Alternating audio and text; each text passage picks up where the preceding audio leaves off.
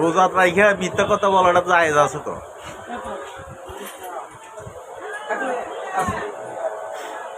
আছে জায়েজ? কিন্তু কাকু জায়েজ আছে নাকি? নাই, সর্বনাশ। আমি জানি যে রোজা রাইখা মিথ্যা কথা বলাটা জায়েজ আছে। মহাপাপ। ওইটা আবার কি খায় না মাথার দে? তো তুমি যে রোজা কর রইলে না, সেটার কি পাপ? তো এটাও তো আল্লাহ মালিকই দেয়, এটা ফারাকের মাঝে দেয় না? বড় বুঝি না কেমনে তোমার আল্লাহ মাপ দিব? এটা একটা কথা? ভালো কাজ করে ছেলে যেন মাপ দেয়। হ্যাঁ,